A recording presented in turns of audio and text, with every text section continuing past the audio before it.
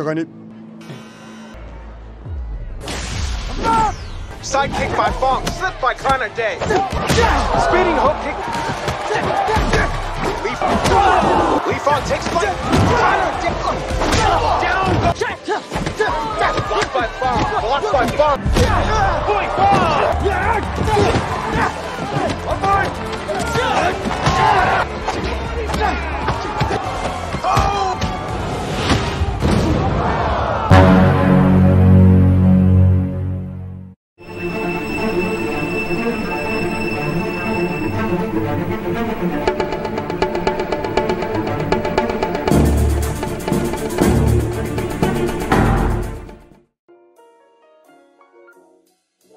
Yo, apa kabar guys? Bareng Evan di sini, siap bikin waktu luang kalian lebih seru. Di video kali ini, kita bakal ngebahas alur cerita dari film yang baru aja rilis di tahun 2025, yaitu Karate Kids. Film ini penuh aksi, semangat, dan pesan moral yang bikin kita ikut terbawa suasana. Gimana ya kisah para jagoan cilik ini dalam menghadapi tantangan? Langsung aja, ini dia alur cerita lengkap dari film Karate Kids 2025.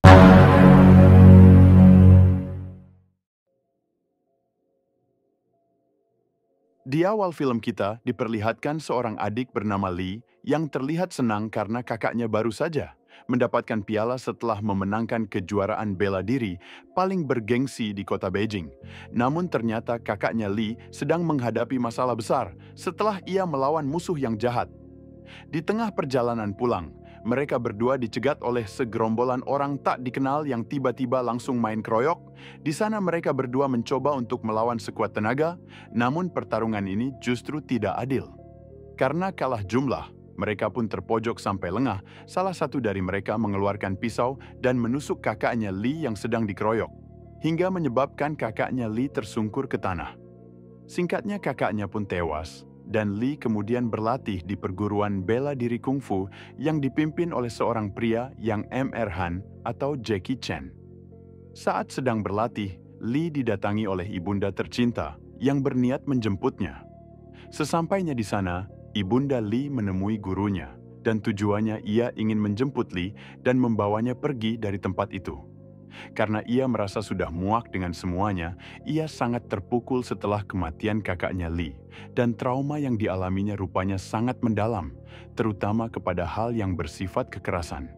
Ibundanya ingin membawa Lee pergi menuju ke New York untuk memulai kehidupan baru di sana, agar nasib Lee tidak berakhir sama seperti kakaknya.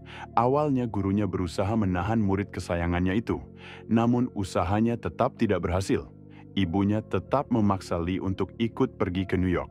Sesampainya di apartemen baru mereka di kota New York, Lee keluar sejenak untuk melihat pemandangan kota yang ramai sekali dengan orang. Saat Lee sedang jalan-jalan tanpa sengaja ia melihat salah satu restoran pizza yang menarik perhatiannya. Lee pun memutuskan untuk masuk ke dalam mencari tahu makanan apa saja yang ada di restoran itu. Sesampainya di sana ia pun bertanya, "Permisi sir, apakah di sini jualan dimsum udang?" Lalu pramusaji menjawab, "Di sini restoran pizza nak, bukan restoran Chinese food." Tiba-tiba seorang gadis menyela obrolan mereka. Gadis itu menjelaskan, "Kalau tadi itu ayahnya, dan jangan didengerin ya. Nih kalau kamu mau, kamu pesan menu yang lain aja ya." Gadis ini bernama Mia. Lee kemudian menjelaskan kalau ia baru saja pindah dari Cina dan sekarang tinggal di apartemen dekat sini. Dari sanalah mereka pun akhirnya berkenalan. Keesokan harinya selepas pulang sekolah, Lee tidak sengaja bertemu lagi nih dengan Mia yang terlihat tengah menurunkan barang di gudang belakang restoran. Lee yang melihat itu bergegas menolong Mia, dan dari sana terlihat hubungan mereka semakin dekat. Mia kelihatannya naksir. Begitu juga dengan Lee yang tadi malam baru saja kenalan sama Mia saat mereka berdua sedang bercerita sambil keliling kota New York. Tanpa sengaja Lee melihat sebuah perguruan bela diri yang menarik perhatiannya. Tahu betapa bahayanya tempat itu, Mia langsung menarik Lee yang sedang memperhatikan tempat bela diri itu. Tiba-tiba dari luar pemilik camp itu datang dan berkata, "Hey, your daddy owes me a call." Tell him yourself, O'Shea. Mia langsung mengabaikan omongan itu dan bergegas mengajak Lee pergi. Di dalam camp, sang pemilik tempat itu memberitahu kepada muridnya kalau Mia mantannya itu udah punya cowok baru. Mendengar kabar itu dari gurunya, sontak ia langsung ngamuk dan menendang rekannya yang gak punya salah apa-apa sama dia, dan pria sombong ini bernama Connor. Setelah kejadian kemarin, besok siangnya mereka ketemu lagi nih. Kali ini, Mia kembali menemani Lee yang ingin sekali berkeliling kota New York. Namun saat di pertengahan jalan, sialnya motor Mia mogok dan mau enggak mau, mereka akan menaiki kereta untuk pulang. Setibanya di dalam kereta, entah kebetulan atau cuma lagi apes, tiba-tiba mereka bertemu dengan Connor yang ada di dalam kereta itu. Juga terlihat Connor yang cemburu langsung melabrak mereka berdua dengan perkataan yang tidak mengenaka, karena merasa terganggu, dan dalam suasana tegang itu Mia dan Lee bergegas untuk meninggalkan mereka. Namun tanpa disangka-sangka, saat Lee sedang permisi lewat di depan Connor, si Connor ini malah memberikan pukulan yang mengagetkan Lee sampai membuat matanya kesakitan. Karena panik, Mia langsung membawa Lee untuk diobati oleh ayahnya. Saat itulah Lee mulai berkenalan dan akrab dengan ayahnya Mia. Keesokan harinya, baru aja Lee yang pulang dari sekolah, tiba-tiba Connor menghampirinya dan ingin ngebully Lee lagi. Dia bilang, "Hei, masih sok jagoan lu." Karena merasa kesal diledek seperti itu, Lee langsung mendorong Connor dan menantangnya. Mereka berdua langsung nyerang satu sama lain. Kelihatan skillnya Connor yang di atas angin. Walaupun berantem, enggak pakai tangan aja. Si Lee terlihat kesulitan banget buat menghadapinya hingga beberapa kali ia terjatuh. Lalu sejenak Lee teringat oleh jurus tendangan putar bumi yang pernah diajarin oleh almarhum kakaknya. Dia langsung berdiri dan berlari menyerangnya lagi. Dan lagi usahanya tidak berhasil. Lee kembali terpojok karena memang Connor skillnya jauh di atas Lee. Ditambah lagi di New York, Connor ini ternyata pendekar yang sudah beberapa kali memenangkan kejuaraan Karate Championship. Connor pun langsung call out Lee untuk bertanding di kejuaraan itu. Selepas kejadian tadi siang, Lee cemas banget. Walaupun udah ngeluarin jurus pukulan bertubi-tubinya, tapi musuhnya nyantai aja. Ditambah lagi, musuhnya bisa nepis tendangan putar bumi yang jadi jurus andalan Lee. Saat Lee sedang betulin motor, Lee ngelihat ada orang asing yang menghampiri ayahnya Mia. Dan kelihatannya sih, orang-orang itu adalah suruhan dari gurunya Connor yang disuruh nagih hutang ke ayahnya Mia. Ayahnya Mia langsung menghadapi mereka, namun tiba-tiba dengan kemampuan bela dirinya, Lee berhasil menghajar satu persatu penjahat itu hingga mereka lari kocar-kacir. Ayahnya Mia yang mulai terbangun dari pingsannya sangat terkesan melihat Lee yang udah kayak Jackie Chan dengan jurus bela dirinya. Setelah kejadian itu, ayahnya Mia langsung meminta diajari kungfu oleh Lee. Dan bukan tanpa sebab ia bercerita kalau dulunya ia adalah petinju terkenal di kota ini. Dan sekarang demi melunasi utangnya dari orang jahat itu, ia berniat akan kembali ke ring tinju untuk mendapatkan uang. Dan akhirnya Lee pun menyetujui permintaan tersebut dan mulai melatih ayahnya Mia selama beberapa hari. Hari demi hari pun mereka lalui sampai tiba saat yang dinanti-nanti untuk ayahnya Mia kembali bertarung di atas ring tinju. Di sana ada Lee dan Mia yang menemani ayahnya. Lonceng pun berbunyi. Pertarungan tinju pun dimulai. Ayahnya Mia terlihat memukuli lawannya. Ia terlihat berhasil mendaratkan pukulan bertubi-tubi, namun saat sedang lengah lawannya menggunakan teknik sikut untuk menyerang ayahnya Mia, yang dimana tindakan itu curang dan dilarang dalam tinju. Ayahnya Mia pun langsung tersungkur, dan Lee yang melihatnya jatuh segera melarikannya ke rumah sakit. Rupanya Lee kembali teringat oleh kematian kakaknya yang menjadi luka yang sangat mendalam baginya. Bahkan di saat Mia meminta tolong Lee di depan rumah sakit, Lee hanya terdiam kaku. Dan hal itu membuat Mia kecewa karena ia menyangka kalau Lee tidak bertanggung jawab. Rasa trauma yang mendalam itu menghantui Lee. Ia merasa bimbang apakah seni bela diri yang selama ini menjadi bagian hidupnya telah menghancurkannya dan melukai orang-orang yang ia cinta.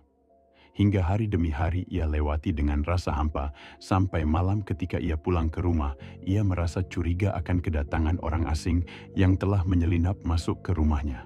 Dan tiba-tiba...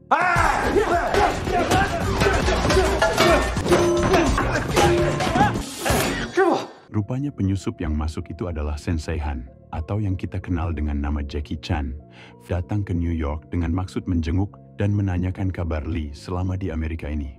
Keesokan harinya Sensei Han dan Lee menjenguk ayahnya Mia di rumah sakit. Yang terlihat kondisinya sudah membaik.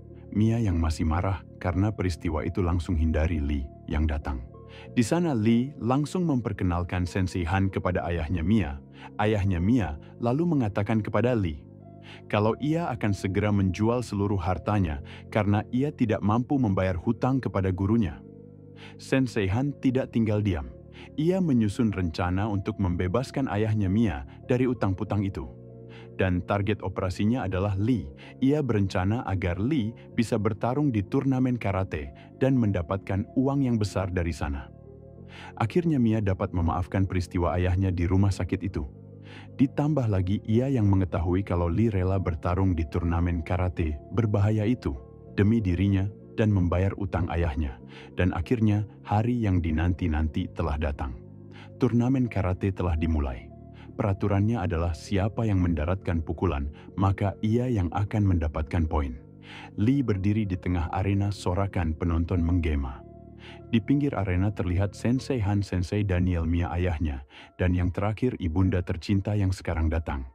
Tetapi bukan untuk menghalangi kerja keras selama ini, melainkan memberikan dukungan penuh kepada anak tercintanya. Dan sekarang, lawan terakhirnya. Bel berbunyi, pertarungan pun dimulai. Serangan demi serangan mulai dilancarkan. Mereka beradu tendangan dan pukulan. Penonton juga dibuat tegang karena di awal jelas banget. Connor yang menghabisi Lee dengan brutal hingga membuatnya unggul 4 poin. Saat semua orang mengira Lee akan kalah, ia berhasil bangkit lagi setelah diserang habis-habisan oleh Kanner. Lee akhirnya menemukan celah dan sekarang giliran Lee yang membabat Kanner tanpa ampun hingga ia kehilangan kendali. Kepercayaan dirinya bangkit dan untuk pertama kalinya Kanner, sang jawara turnamen itu, mulai kewalahan. Setelah duel tendangan itu, Lee kembali terjatuh. Tubuhnya lemas tak berdaya. Tetapi Lee mulai bergerak perlahan. Ia menopang tubuhnya. Napasnya berat, lututnya nyaris tak kuat. Lee bangkit. Seluruh arena langsung bergemuruh. Sorakan mulai kembali terdengar. Ia pun kembali ke posisi. Kuda-kuda Lee dan Kanner saling tatap mengetahui saat ini adalah poin terakhir yang menentukan pemenang di antara keduanya. Penonton terdiam dan tiba-tiba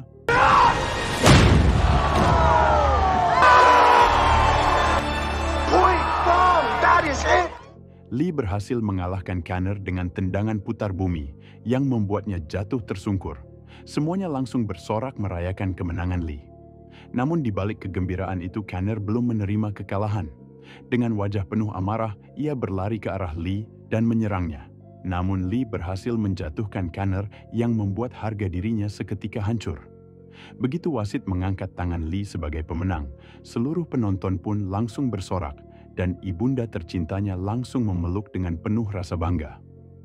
Tak terkecuali Sensei Daniel, Sensei Han, ayahnya Mia dan Mia yang merayakan kemenangan luar biasa. Dan film pun selesai.